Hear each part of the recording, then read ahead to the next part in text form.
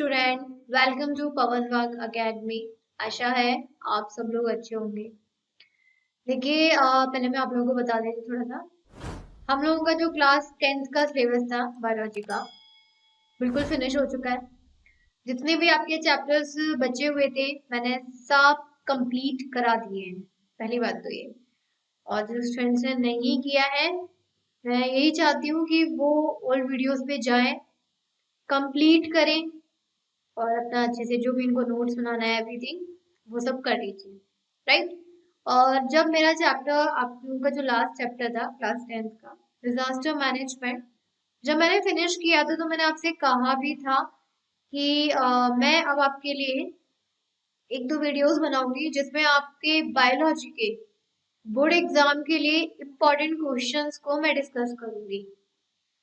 आज मैं जो वीडियो लेके आई हूँ आप लोगों के लिए, ये इम्पोर्टेंट क्वेश्चंस की है, जिसमें हम लोग एक तो लास्ट चैप्टर डिजास्टर मैनेजमेंट के इम्पोर्टेंट क्वेश्चंस, और इसके अलावा जो आपका लाइफ प्रोसेस चैप्टर, स्टार्टिंग वाला chapter life process part 1 and life process part 2 पढ़ाई है आप लोगों ने, उन दोनों चैप्टर और ये डिजास्टर मैनेजमेंट, इनके मेरे आप आज के जो क्वेश्चंस हैं इम्पोर्टेंट क्वेश्चंस हैं। तो सबसे पहले हम स्टार्ट करते हैं डिजास्टर मैनेजमेंट के क्वेश्चन से। यहाँ पे देखिए, आप लोगों को फर्स्ट क्वेश्चन दिख रहा होगा।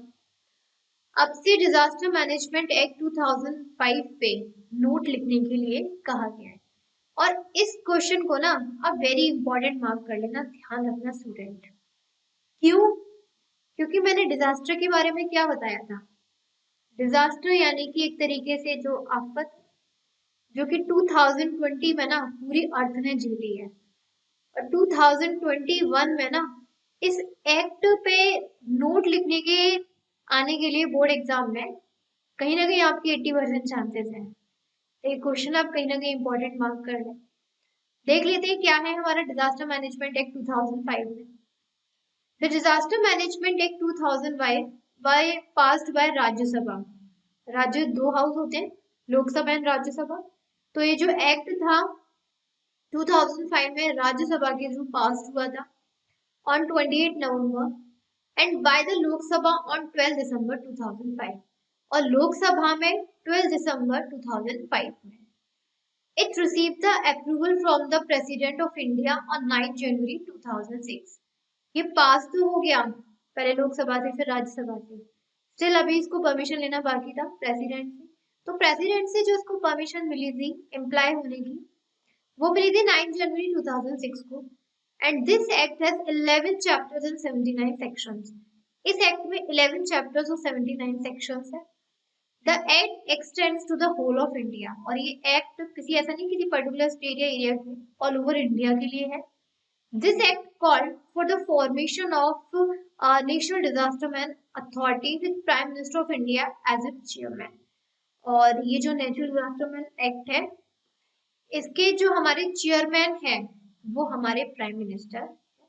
दैट मीन कि अगर हमारे नेशनल पे, नेशन यानी कि हमारे कंट्री इंडिया पर कोई भी डिजास्टर आता है तो उसको पूरी तरीके से मैनेज करने का, किसी को अपने इंस्ट्रक्शन इन्फॉर्मेशन देने का काम किसका होगा? हमारा प्राइम मिनिस्टर यानी कि मोदी जी का।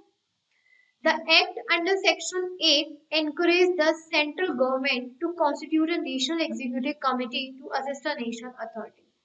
इस एक्ट में एक सेक्शन है 8। इस 8th सेक्शन में लिखा हुआ है कि जो सेंट्रल गवर्नमेंट होती है, दो टाइप की गवर्नमेंट है, सेंट्रल और स्टेट। सेंट्रल गवर्नमेंट को, उनके पास खुद की एक ऐसी परमिशन है कि वो नेशनल एग्जीक्यूटिव कम्युनिटी बना सकती है कहीं भी जरूरत है तो। And all state governments are mandated under section 14। और जितनी भी हमारी स्टेट गवर्नमेंट के पास जो अथॉरिटी है कि वो अपने मैनेजमेंट के लिए कौन सी अथॉरिटी बना सकती है, वो सेक्शन 14 में है। इसके तहत ये, आई मीन जो उसके according state disaster management authority ये स्टेट गवर्नमेंट बना सकती है अगर उस स्टेट में कोई भी डिजास्टर आया हुआ है। And section 42 of the act calls for establishing a national institute of disaster management, और सेक्शन 42 में national institute of disaster management committee बनाई जा सकती है। नेशनल यानी कि पूरी कंट्री के लिए, सेंट्रल मतलब आपके जो सेंट्रल में जितनी भी स्टेट्स आती है, और स्टेट्स मतलब स्टेट का हो जाएगा, और नेशनल इंस्टीट्यूट मतलब नेशनल लेवल पे, यानी कि बिल्कुल एकदम इंडिया कंट्री के लिए, होल कंट्री के लिए। ये पूरा एक्ट है जिसको आपको सेम एज इट इज ऐसी वहां याद करना है और लिखना है। ज्यादा टफ नहीं है बट इजी है। नेक्स्ट क्वेश्चन पे मूव करते हैं। नेक्स्ट क्वेश्चन पे है, which different methods are used for transportation of patient and why. पूछा गया है कि जो पेशेंट होते हैं, विक्टिम्स होते हैं, उनको हॉस्पिटल ले जाने या कहीं उनको मेडिकल ट्रीटमेंट ले जाने तक के लिए आप कौन से डिफरेंट मेथड यूज कर सकते हो एंड व्हाई, क्यों। In emergency condition different methods are used for transportation of patient. Emergency condition में डिफरेंट मेथड्स ट्रांसपोर्टेशन के लिए यूज किए जाते हैं, and the methods to be adopted depends on the condition of the patient. Depend करते हैं patient की condition कैसी है, और पेशेंट की कंडीशन के बेसिस पर हम लोग पेशेंट को ट्रांसपोर्ट कर सकते हैं टू द हॉस्पिटल। जैसे फर्स्ट मेथड दी इसमें cradle method, use for children and underweight victims. बच्चों के लिए एंड जिनका वेट कम है पेशेंट का, उनके लिए हेल्पफुल होता है, क्योंकि उनको क्या इस तरीके से उठा के ले जा सकते हैं। सेकेंड है carrying piggy back, useful for carrying patient who are unconscious, जो बेहोश है तो उनको बैक पर इस तरीके से। Carrying on two hands chair, बताया था मैंने कि दो लोग अपने हैंड्स को इस तरीके से मिला के चेयर बना देंगे। Useful for those patient who can not use their hand but can hold their body upright. ये ऐसे पेशेंट के लिए जिनके हैंड्स नहीं वर्क कर पा रहे ड्यू टू एनी कंडीशन, लेकिन वो अपनी बॉडी पे उनका कंट्रोल है, अपनी बॉडी को स्ट्रेट रख सकते हैं। नेक्स्ट मेथड है पुलिंग और lifting method, useful for carrying N unconscious patient through a short distance. Pulling और लिफ्टिंग मेथड में क्या है, कोई पेशेंट कॉन्शियस हो गया यानी कि एकदम बेहोश हो गया है, दो पर्सन है, दो पर्सन उसका एक इस तरीके से यहाँ से पकड़ी शोल्डर से, दो पर्सन उसके पैर पकड़ लीजिए, अंदर ले जाइए, और ये शॉर्ट डिस्टेंस के लिए, लॉन्ग डिस्टेंस मत ले जाना भाई, शॉर्ट डिस्टेंस के लिए ठीक है। नेक्स्ट है carrying on four hand chair. Four hand chair में क्या करते हैं, दो हाथ मिला के इस तरीके से चेयर बना दिया जाता है, चेयर की शेप दे दी जाती है। Useful when support is needed for the part below the waist. ये तब है कि जो वेस्ट है ना उसकी वो वर्क नहीं कर रही है, फ्रैक्चर हो गया है, कुछ भी हो गया, तो उसको इस तरीके से चेयर पे बिठा के डाल ले जाएगा सपोर्ट के। ये डिफरेंट मेथड्स हैं जो पेशेंट को मेडिकल तक ले जाने में हेल्पफुल होती है। नेक्स्ट क्वेश्चन देखिए, explain the role of district disaster control unit after occurrence of any disaster. देखिए अगर किसी भी डिस्ट्रिक्ट में कोई भी डिजास्टर आ गया है तो वहां की जो कंट्रोल यूनिट होती है, डिजास्टर कंट्रोल यूनिट, उसका क्या रोल रहेगा किसी भी डिस्ट्रिक्ट में आता है तो। A district control unit is formed either after the impact of disaster or getting intimation about it. सबसे पहली बात तो ये कि जो डिस्ट्रिक्ट कंट्रोल यूनिट है ये तब बनाई जाती है जब डिजास्टर आ चुका है और उसका इम्पैक्ट ना उस पूरे एरिया पर बहुत ज्यादा पड़ा है, या फिर तब पड़ती है गेट इंटिमिनेशन, जब उसको इन्फॉर्मेशन मिल जाती है। डिस्ट्रिक्ट के जो भी हमारे कलेक्टर होते हैं, जो चेयरमैन होते हैं, उनको इन्फॉर्मेशन मिल गई कि यहाँ पर भी डिजास्टर आने वाला है और हमें अब यूनिट बनानी पड़ेगी लोगों को बचाने के लिए। तो दो कंडीशन में ये यूनिट बनाते हैं, एक तब इम्पैक्ट हो गया है डिजास्टर का, तब एक तब जब इन्फॉर्मेशन मिल गई हो। It analyse about various aspects of disaster.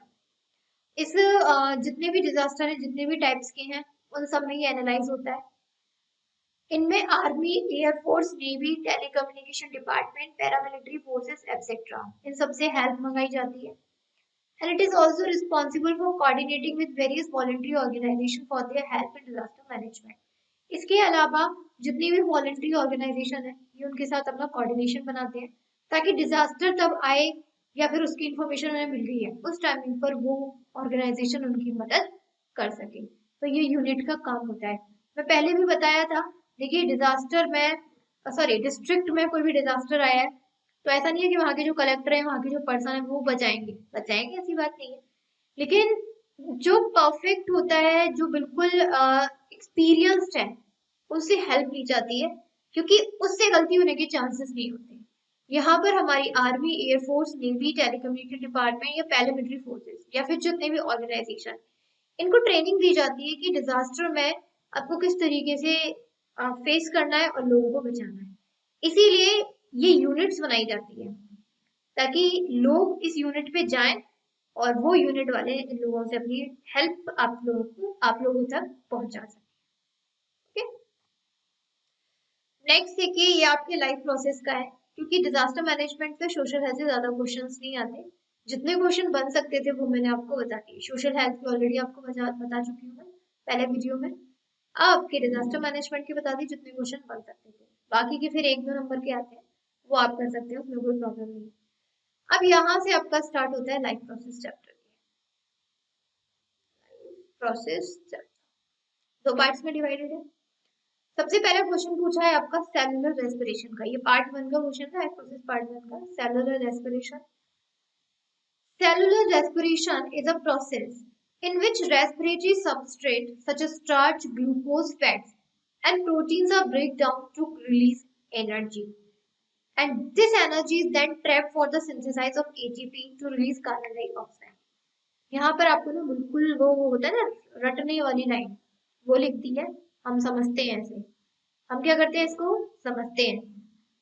सबसे पहले तो मीनिंग ही समझ लेते हैं। रेस्पिरेशन का मतलब तो आप समझते हैं। रेस्पिरेशन मतलब जो हम ऑक्सीजन इनहेल कर रहे हैं, देन उस ऑक्सीजन से जो हमें एनर्जी मिल रही है। रेस्पिरेशन का मतलब ये नहीं होता सांस लेना, जिसको कंफ्यूजन है वो कंफ्यूजन दूर कर ले यहाँ पर। रेस्पिरेशन इज नॉट द सांस लेना, आई मीन टू से रेस्पिरेशन का मतलब सांस लेना नहीं होता। रेस्पिरेशन का मतलब होता है कि जो सांस हमने, आई मीन टू से ऑक्सीजन जो हमने इनहेल करी, देन वो ऑक्सीजन हमारे सेल्स के अंदर जाती है एंड देन हमें एनर्जी देती है। That process is called respiration. और सेलुलर का मतलब होता है इनसाइड द सेल, सेल के अंदर। क्योंकि ये जो रेस्पिरेशन की प्रोसेस होती है, क्या कहा मैंने अभी, ऑक्सीजन इनहेल करते हैं और कहाँ जाती है, सेल्स के अंदर जाती है। That's why it is called cellular respiration. अब यहाँ पर आ जाता है ये एनर्जी कैसे प्रोवाइड करती है, वो देख लेते हैं। देखो, हमारे सेल में ऑक्सीजन पहले से ही प्रेजेंट है, राइट। अब यहाँ पर हमारे ग्लूकोज भी आएगा कि नहीं आएगा। ग्लूकोज मतलब स्टार्च हुआ, ग्लूकोज हुआ, फैट हुआ या प्रोटीन हुआ, कुछ भी है, सब सेल के अंदर जाता है। जाता है कि नहीं आता, ये तो आपने पढ़ा ही है। यहाँ पर C6H12O6 is the formula of glucose. Reaction करवा दीजिए, क्या प्रोडक्ट बनेगा, CO2, वाटर एंड ATP, जिसे हम एनर्जी बोलते हैं, ये बनेगा हमारा। ATP क्या है, हमारी एनर्जी है। और इस एनर्जी को जब कभी भी हमारी जरूरत पड़ती है, जब हम लोग कोई भी वर्क कर रहे हैं, एक्टिविटी कर रहे हैं, तो हम इस ATP को, एनर्जी को यूज कर लेते हैं। कार्बन डाइऑक्साइड एक्सेल हो जाती है और वाटर हमारे यूरिन या फिर स्वेट की फॉर्म में आउट हो जाता है। हो गई सेलुलर रेस्पिरेशन।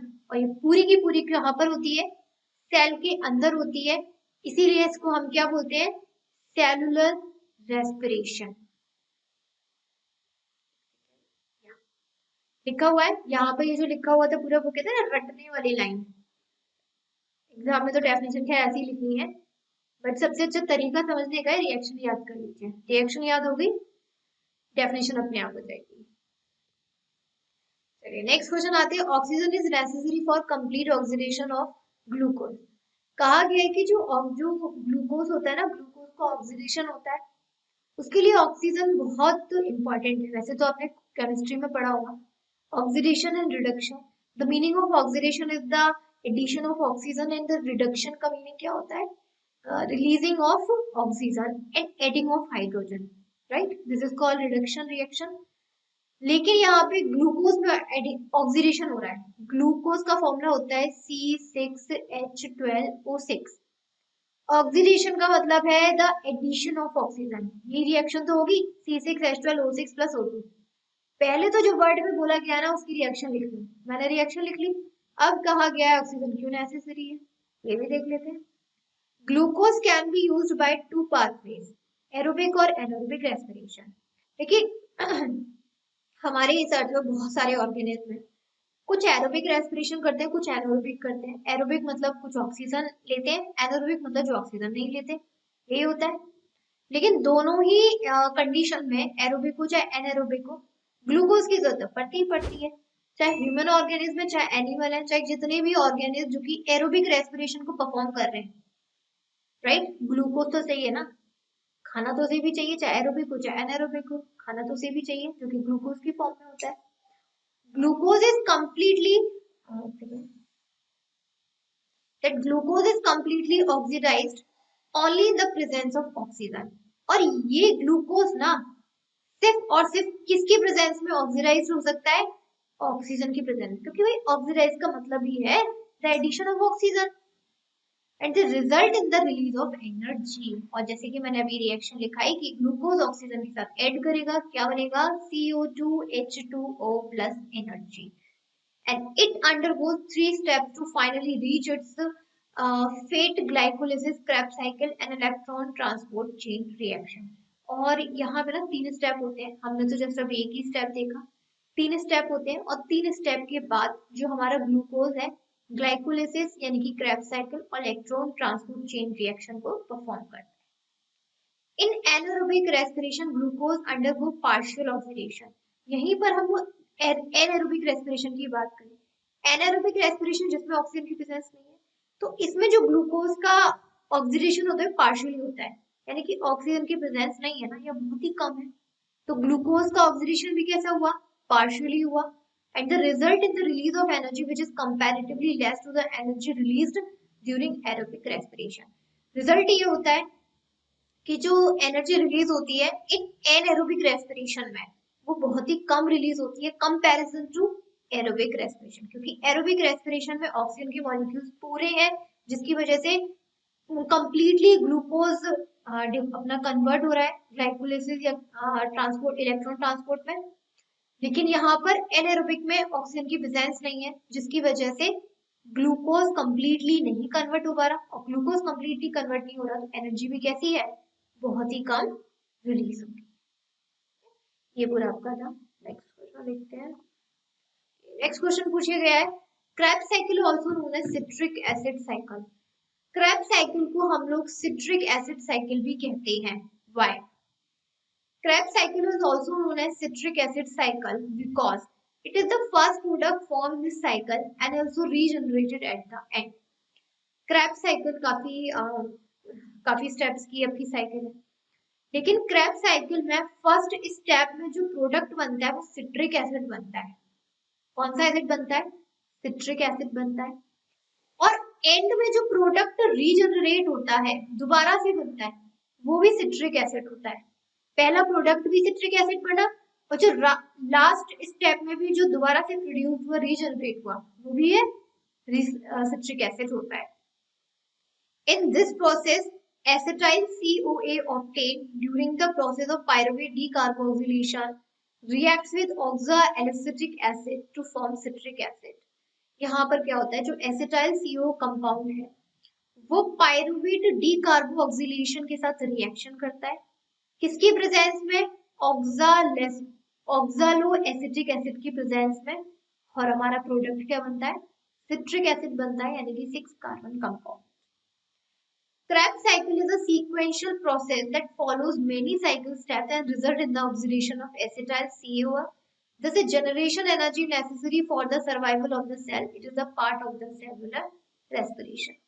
कहा गया है कि क्रेब्स साइकिल की जो साइकिल है ना वो बहुत सारे स्टेप्स में कन्वर्ट होती है, शायद 6 या 7 स्टेप्स है टोटल, जिसमें एसिटाइल CO का ऑक्सीडेशन यानी कि इसमें एडिशन होता है ऑक्सीजन का, और जब एसिटाइल CO में ऑक्सीडेशन होता है एनर्जी का ऑक्सीजन का, तो बहुत सारी एनर्जी रिलीज होती है जो सेल्स को सरवाइव करने में हेल्प करती है। तो कह सकते हैं एक तरीके से ये सेलुलर रेस्पिरेशन यानी कि सेल के अंदर जो रेस्पिरेशन की प्रोसेस हो रही है ना उसी का ही एक पार्ट है। तो मेन जो इसमें रीजन था ना वो ये रीजन ये था कि क्रेब्स साइकिल का जो फर्स्ट प्रोडक्ट होता है और जो लास्ट रीजनरेटेड प्रोडक्ट होता है वो सिट्रिक एसिड होता है, जिसकी वजह से हम लोग इसे क्या बोलते हैं? Citric acid cycle. Next question है how all the life process contribute to the growth and development of the body. अच्छा क्वेश्चन है, काफी इंपॉर्टेंट भी है। कहा गया है कि जितनी भी हमारी बॉडी में लाइफ प्रोसेस होती है, बहुत सारी प्रोसेस होती है हमारी में, digestion, respiration, excretion, transportation, reproduction, बहुत सारी है। तो ये किस तरीके से हमारी बॉडी में हमारी बॉडी की ग्रोथ और हमारी बॉडी को डेवलप करने में उनका कंट्रीब्यूशन है, या कह सकते हैं हाथ है। कैसे? Life processes are processes which are required to maintain body function and are necessary for survival. हम एक लाइफ प्रोसेस की बात करें तो लाइफ प्रोसेस क्या है? ऐसी प्रोसेसेस जो हमारी बॉडी में डिफरेंट फंक्शंस कर रही है, डिफरेंट फंक्शंस के लिए रिस्पॉन्सिबल है। और जब हमारी बॉडी में ये फंक्शंस होंगे तो हमारी बॉडी भी क्या है? सरवाइव कर पाएगी। अगर हमारी में बॉडी में फंक्शन नहीं हो रहे तो बॉडी सरवाइव नहीं कर सकती, right? The important life process कौन कौन सी होती है? Nutrition, transportation, metabolism, reproduction, respiration, excretion. These all are the life processes, and all these processes work together and result in the growth and development of the body.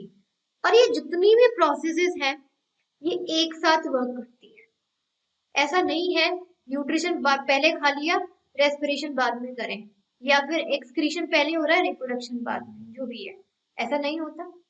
सारी की सारी process क्या है? एक साथ वर्क कर रही है हमारी। For example, nutrition is the process by which we take up nutrition which are used by the cells to meet their respective needs. जैसे इसमें न्यूट्रिशन का एग्जाम्पल दिया है।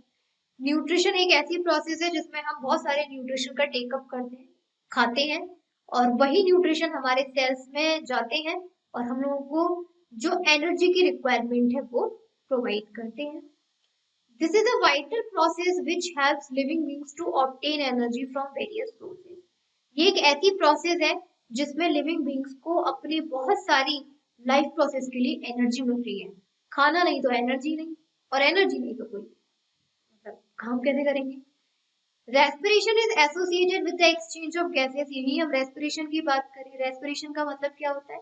गैस एक्सचेंज होना, यानी कि ऑक्सीजन को इनहेल करना, कार्बन डाइऑक्साइड को एक्सहेल करना। और जब ऑक्सीजन हमारी बॉडी के अंदर जाती है तो किसके साथ कंबाइन कर किसके साथ कॉम्बिनेशन बनाती है? ग्लूकोज के साथ। ग्लूकोज के साथ कॉम्बिनेशन बनाती है कार्बन डाइऑक्साइड, वाटर हमारा वेस्ट प्रोडक्ट निकलते हैं और एनर्जी हम यूज कर लेते हैं। लिखा भी हुआ है, it result in the breakdown of glucose and release of oxygen. Similarly, cell cycle and cell division play an important role in the growth and development of the organism. इसी तरीके से यही हम सेल डिवीजन और cell cycle की बात करें तो ये भी हमारी बॉडी में एक इम्पॉर्टेंट रोल प्ले करते हैं। क्योंकि सपोज करिए जब हम बॉडी में फर्टिलाइजेशन होता है तो आप सिर्फ जायगोट होते हो, सिंगल सेल होते हो, राइट? जायगोट फिर 2 सेल में डिवाइड करता है, 2 से 4 होते हैं, 4 से 8 होते हैं, 8 से 16 होते हैं, 16 से 32 होते हैं। आधा इंग्लिश आधा हिंदी कोई बात नहीं। तो 16 से 32 फिर 32 से 64 इस तरीके से डिवाइड होते चले जाते हैं। डिवाइड होते होते होते होते एक मल्टी सेलुलर एनिमल यानी कि फीटस तैयार हो जाता है। होता है कि नहीं होता? अगर ये जायगोट सेल डिवीजन की प्रोसेस को फॉलो नहीं करता, क्या फीटस बन सकता था? बिल्कुल भी नहीं। तो बॉडी की ग्रोथ और डेवलपमेंट के लिए सेल साइकिल और सेल डिवीजन प्रोसेस भी बहुत ही इंपॉर्टेंट है। They help in the formation of new organisms as well as repair of dead and damaged cells and tissue. ये एक तो न्यू ऑर्गेनिज्म की फॉर्मेशन में हेल्प करते हैं। इसके अलावा हमारी बॉडी में कोई सेल टिश्यू डेड और डैमेज हो गए तो उनको भी रिपेयर करने में भी हमारे यही सेल्स हेल्प करते हैं। हो गया ना कि जितनी भी लाइफ प्रोसेस है वो कहीं ना कहीं हमारी बॉडी की ग्रोथ और डेवलपमेंट में हेल्प कर रही है। नेक्स्ट देखिए, write a short note in which precaution will you follow to maintain the reproductive health. Reproductive health का मतलब होता है रिप्रोडक्शन से, कि जो रिप्रोडक्टिव एक तो ऑर्गन होते हैं, इसके अलावा जो पूरी बहुत सारी प्रोसेस होती है, जैसे ओव्यूलेशन होता है, मेंस्ट्रुएशन साइकिल होती है, उस टाइमिंग पे अपने आप को मेंटेन करने के लिए कौन कौन सी प्रिकॉशंस हैं जो हम यूज कर सकते हैं। सबसे पहले है दैट 2 टाइप हैं, इसमें 2 तरीके से आप अपने आप को अच्छे से रख सकते हो। सबसे पहला eat a balance and nutrition diet, जो सबको पता ही है। पर्सनल हाइजीन यानी कि अपनी साफ सफाई रखना, अपने घर की साफ सफाई रखना। Take adequate physical exercise, physical exercise कीजिए, योगा करिए सुबह के टाइम पर। Avoid taking any drugs, drugs नहीं लेना चाहिए। ये तो कॉमन है, जो हर किसी को क्या करने चाहिए? फॉलो करने चाहिए, ये तो कॉमन है। अब हम लोग आ जाते हैं दूसरे पर। Private organs need to be maintained clean time to time. Problems regarding reproductive health may arise. Occurrence of menstruation cycle is related with reproductive and overall health of women. जो प्राइवेट ऑर्गन्स होते हैं like vagina and penis, तो time to time clean करनी चाहिए, क्योंकि सबसे ज्यादा जो प्रॉब्लम होती है वो तब आती है कि जब हम अपने रिप्रोडक्टिव ऑर्गन को साफ नहीं रखते, क्लीन नहीं रखते हैं, स्पेशली फॉर वुमेन, क्योंकि जो मेंस्ट्रुएशन साइकिल है, जो फ्लो ऑफ ब्लड होता है, काफी कहते हैं कि इन्फेक्टेड ब्लड होता है, राइट। तो क्योंकि वो डेड सेल्स होते हैं, इन्फेक्टेड ब्लड इसलिए कहते हैं क्योंकि इसमें डेड सेल्स होते हैं, और डेड सेल्स तो हमें प्रॉब्लम ही करेंगे।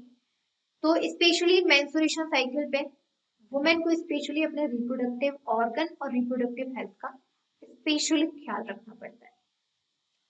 Women are working equivalent to man. आज का टाइम देखिए, जितनी भी वुमेन्स हैं मैन के इक्वली वर्क कर रही है, कोई किसी से कम नहीं है। And due to this they have to stay out for whole day, जिसकी वजह से पूरे दिन बाहर रखना पड़ता है। Bleeding occurs during menstruation cycle. Menstruation cycle पे ब्लड फ्लो हो रहा है, जिसकी वजह से जो प्राइवेट ऑर्गन्स है वो क्या है, टाइम टू टाइम क्लीन होना चाहिए, अदरवाइज कोई भी रिप्रोडक्टिव जो भी प्रॉब्लम है वो अराइज हो सकती है। क्योंकि जो डेड सेल्स है, डेड सेल्स क्या करेंगे भाई, उनके अंदर जो भी पॉइजन है, टॉक्सिन है, वो जो यूट्रस की वॉल होती है या वजाइना की वॉल होती है इससे अटैच होंगे, कांटेक्ट में आएंगे, और फिर जब उसके पॉइजन हमारी वजाइना या यूट्रस से कांटेक्ट में आएगा तो कोई भी हार्म कर सकता है। इसीलिए कोशिश करिए कि टाइम टू टाइम क्या है इसको क्लीन करें, और जब हम लोग अपना इस तरीके से साफ सफाई, न्यूट्रिशन, बैलेंस डाइट लेना शुरू कर देंगे, कोई भी रिप्रोडक्टिव हेल्थ हमें नहीं हो सकती है। आई होप यहाँ तक जो मैंने क्वेश्चंस कराए हैं आप लोगों को क्लियर हो गए होंगे। ये कुछ इंपॉर्टेंट क्वेश्चंस थे डिजास्टर मैनेजमेंट और लाइफ प्रोसेस के। इसी तरीके से हम लोग आगे और भी क्वेश्चंस लेके आएंगे और डिफरेंट चैप्टर्स के, ताकि आप लोगों को आगे आने वाले 2021 में जो बोर्ड एग्जाम है उसमें हेल्प करें। एंड डोंट वरी, आपका जो एग्जाम होगा बहुत ही इतना टफ नहीं आएगा, बायोलॉजी का स्पेशली इतना टफ नहीं आएगा, तो स्ट्रेस मत लीजिएगा। बस जो कराया जा रहा है चैप्टर, इंपॉर्टेंट क्वेश्चंस उनको साथ के साथ करते जाइए।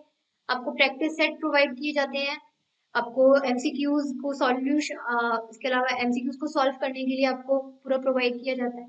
बस इतना करते जाइए, इसके अलावा आपको कोई भी कुछ भी इनसे बाहर नहीं जाएगा, कोई भी क्वेश्चन।